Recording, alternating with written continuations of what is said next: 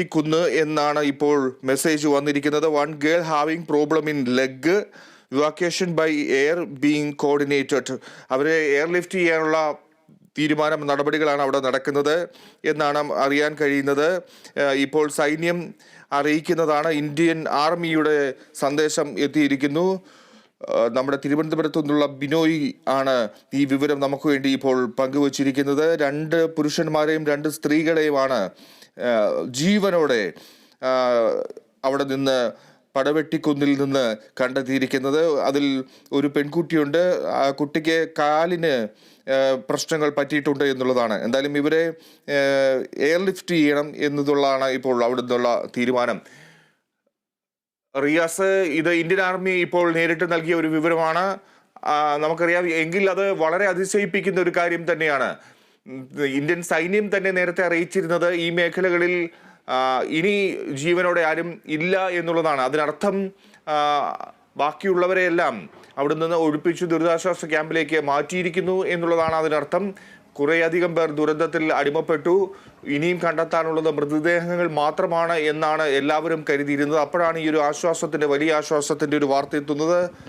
4 പേർ സുരക്ഷിതരായി ഇരിക്കുന്നവർക്ക് നേരിയ പരിക്കുകളുണ്ട് എന്നുള്ള തരത്തിൽ ഒരു പെൺകുട്ടിയുടെ കാലിന് പരിക്കുണ്ടാണ്. ഇവരെ എയർലിഫ്റ്റ് ചെയ്യാൻ നീക്കം നടക്കുന്നതായി സൈന്യം തന്നെ ഇപ്പോൾ അറിയിക്കുകയാണ്. നമുക്ക് ഈ വിവരത്തെ ഇതൊരു വലിയൊരു പ്രതീക്ഷയുടെ കാര്യമാണ്.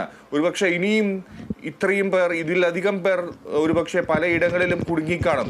അവരെ രക്ഷപ്പെടുത്തേണ്ട ഒരു സാഹചര്യമുണ്ട്. അപ്പോൾ സൈന്യം അതിൽ ഇപ്പോഴും ഒരു ഏകോപനം നടത്തുന്നു എന്ന് തന്നെയാണ് നമുക്ക് മനസ്സിലാക്കേണ്ടത്. ഇത്തരത്തിൽ ജീവന്റെ തുടുപ്പുകൾ അവിടെ അവശേഷിക്കുന്നുണ്ടെങ്കിൽ അവരെയും കൂടി കണ്ടെത്തണം. എന്തായിരിക്കും, എങ്ങനെയാണ് ഈ പുതിയൊരു സാഹചര്യത്തെ കാണേണ്ടത് റിയാസ്?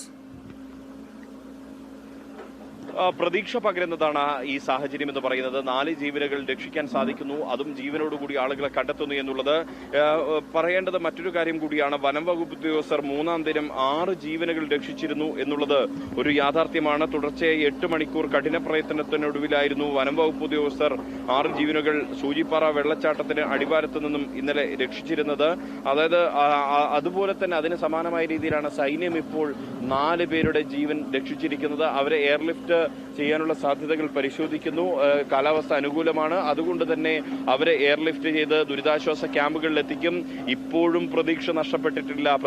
ദുരന്ത ഇനിയും അവശേഷിക്കുന്നു ഈ ദുരന്ത ഭൂമിയിൽ എന്നുള്ളത് തന്നെയാണ് ഇത് വ്യക്തമാക്കുന്നത്. അതുകൊണ്ട് നമുക്ക് ഇനിയും പ്രതീക്ഷയോടെ കാത്തിരിക്കാവുന്ന ഒരു സാഹചര്യമുണ്ട്. മുണ്ടക്കൈയിലും അട്ടമലയിലും ഒന്നും തന്നെ ജീവന്റെ തുടിപ്പുകൾ ഇല്ലെങ്കിൽ കൂടിയും എവിടേക്കെങ്കിലും ഓടിമാറിയ ആളുകൾ വനമേഖലയിൽ ഉൾപ്പെടെ, നമ്മൾ ആദ്യ ദിനം മുതൽ പറയുന്ന കാര്യമാണ്, വനമേഖലയിലേക്ക് അടക്കം ആളുകൾ മാറിയിട്ടുണ്ട് എന്നുള്ള കാര്യം.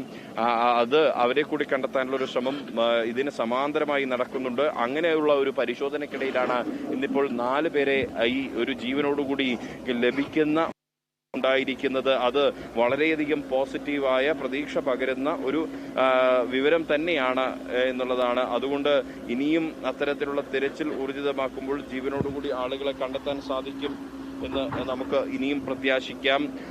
എടുത്തു പറയേണ്ട മറ്റൊരു കാര്യം, ഇപ്പോൾ ഈ 4 പേരെയും ഹെലികോപ്റ്റർ സഹായത്തോടെയാണ് രക്ഷപ്പെട്ടവരിൽ ഒരു സ്ത്രീയുടെ കാലിന് പരിക്കേറ്റിട്ടുണ്ട്. ജീവനോടുകൂടിയാണ് ഇവരെ കണ്ടെത്തിയിരിക്കുന്നത്. വയനാട് പടവെട്ടിക്കുന്നിൽ നിന്നാണ് ഇവരെ സൈന്യം രക്ഷിച്ചത്. ഈ 4 പേരെയും, 2 സ്ത്രീകളെയും 2 പുരുഷന്മാരെയുമാണ് ഇങ്ങനെ കണ്ടെടുത്തിരിക്കുന്നത്. സൈന്യം പറഞ്ഞിരിക്കുന്നത് ഇവരെ ഹെലികോപ്റ്റർ സഹായത്തോടെ രക്ഷിക്കുകയായിരുന്നു എന്നുള്ളതാണ്. ഇവരുടെ കാലിന് പരിക്കേറ്റിട്ടുണ്ട് ഒരാളുടെ. അത് വളരെയധികം നിർണായകമായൊരു നേട്ടമായി തന്നെ, കാരണം ഈ ഒരു രക്ഷാദൗത്യത്തിൽ സൈന്യത്തിന്റെ വലിയൊരു നേട്ടമായി തന്നെ ഇത് നമുക്ക് വിലയിരുത്താം. ജീവനോടുകൂടി മനുഷ്യരെ കണ്ടെത്തുന്നു എന്നുള്ളത് അത് ഇനിയും പ്രതീക്ഷ പകരുകയാണ്. ഇങ്ങനെ ആരെങ്കിലുമൊക്കെ മാറിയിട്ടുണ്ടെങ്കിൽ അവരെ ഇനിയും കണ്ടെത്താൻ സാധിക്കുമെന്നുള്ളൊരു പ്രത്യാശ പകരുന്നു. പൂർണ്ണമായും മനുഷ്യർ നാമാവശേഷമായിട്ടില്ല എന്നതിന്റെ പ്രതീക്ഷയാണ് ഇത് നമുക്ക് പകരുന്നത്. ഫിജി.